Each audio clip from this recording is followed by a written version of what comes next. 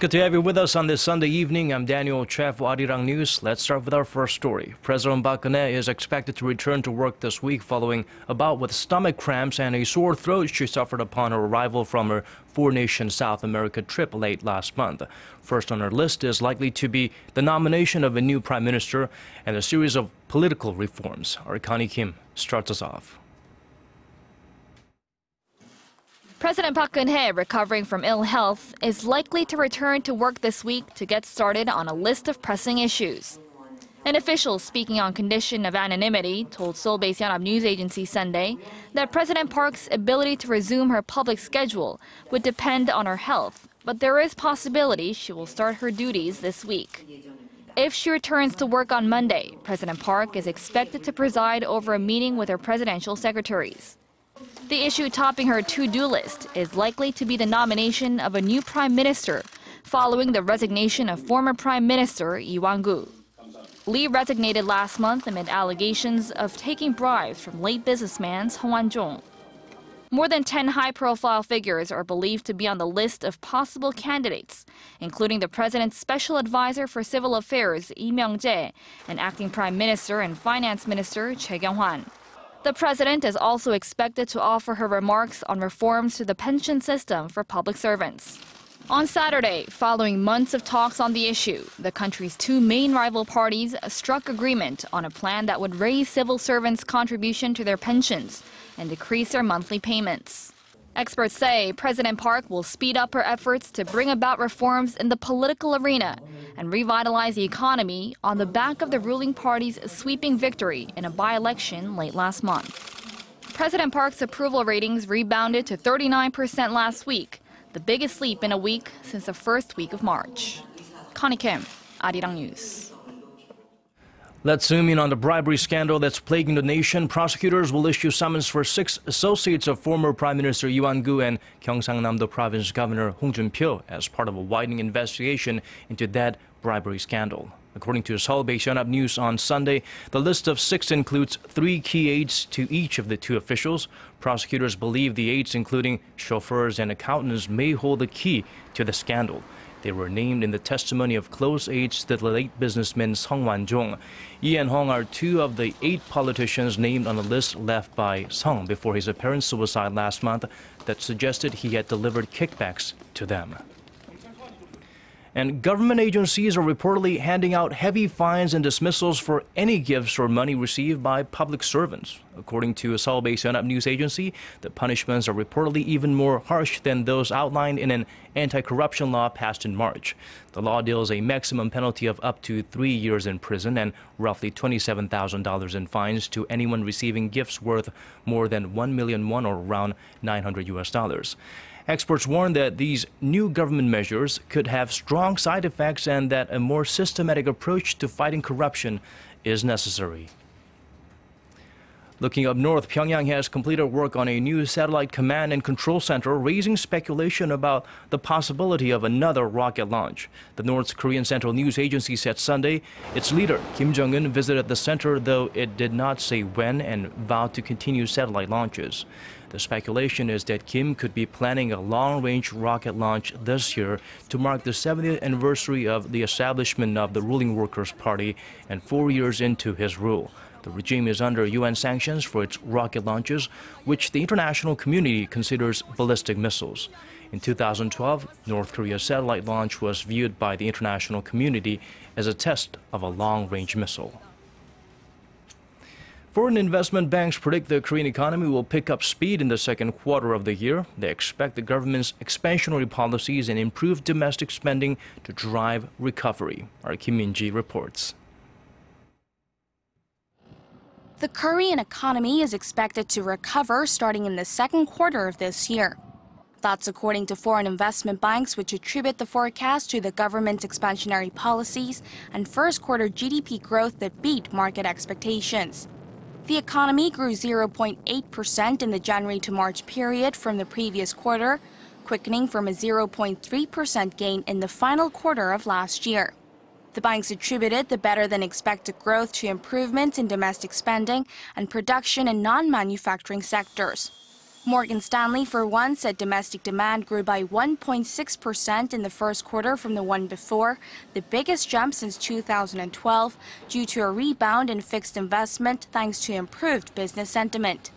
Some foreign banks expect the nation's GDP growth to pick up to the 1% range in the second half of the year on the back of low global oil prices, the government's stimulus measures, and the revitalization of the housing market. Korea's growth rate has been in the 0% range for 4 straight quarters. However, other banks point out that slowing exports due to the strengthening Korean won and uncertainties regarding structural reforms could have a negative impact on growth. Nomura revised down its growth forecast for the second quarter to 0.6% from 0.9%. Kim Min-ji, Arirang News. And obviously, Korea's slowing economy has been bad news for employment. According to a report by the Hyundai Economic Research Institute, the number of workers at Korean companies has been on the decline since the first quarter of last year. The number of workers grew by 167,000 in the first quarter of 2014 from a year earlier. But that figure has since fallen steadily. Only 27,000 jobs were added in the first quarter of this year. The manufacturing and construction industries were hit the hardest, with the number of workers falling in the first quarter. The decline was attributed to the prolonged economic slowdown that has lowered companies' ability to create new jobs, as well as job cuts in key sectors. Moving on to, or rather staying focused on the world's most wired country, the number of Internet Protocol TV subscribers in Korea has risen nearly 7 times since the year 2008 when the system was launched. According to the Korea Communications Commission on Sunday, that's an increase of 25.8% to 10.83 million as of the end of last year, from 8.61 million back in 2013. The telecom watchdog's data also shows that the IPTV industry's sales soared to 1.12 trillion won, or $1.04 billion in 2013, a nearly tenfold leap since 2008. KT has the lion's share of 54% of the market.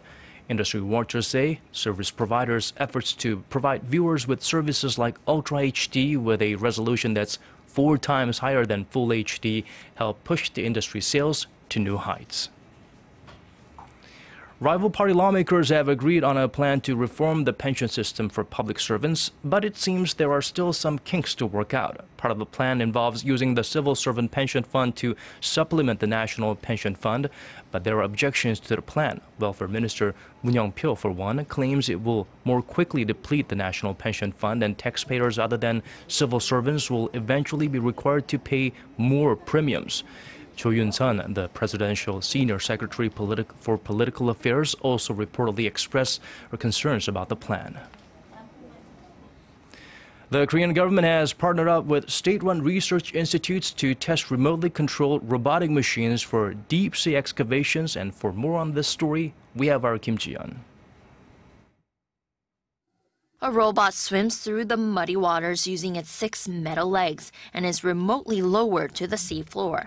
It picks up a piece of porcelain with its metal arms, which are remotely controlled by operators in a control room.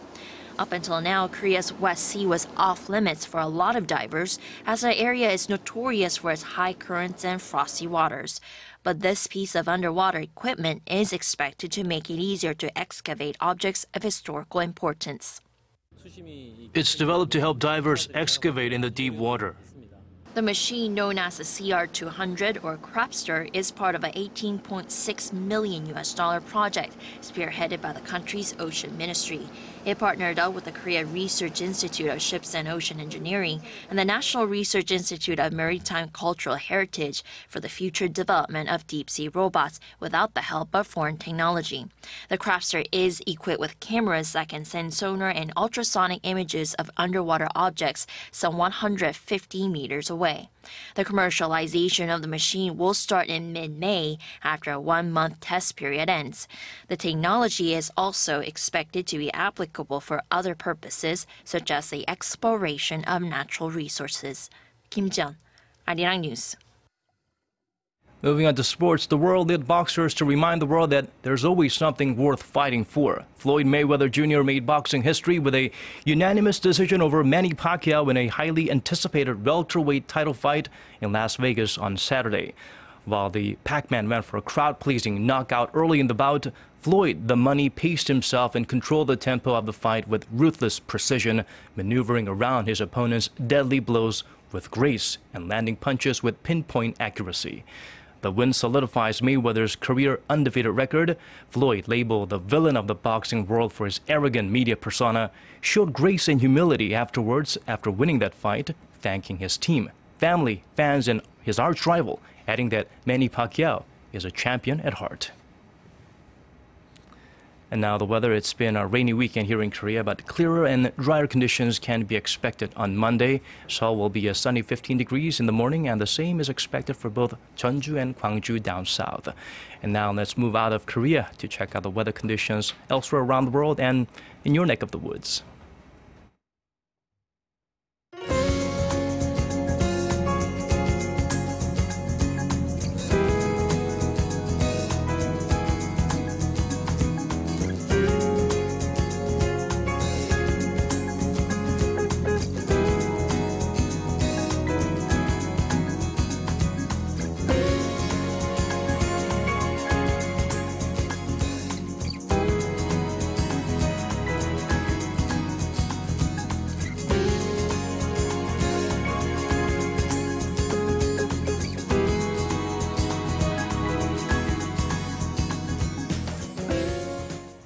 And that's all we could squeeze into this newscast. Thank you for watching. We have more coming up at 10 p.m. Korea time, so see you then.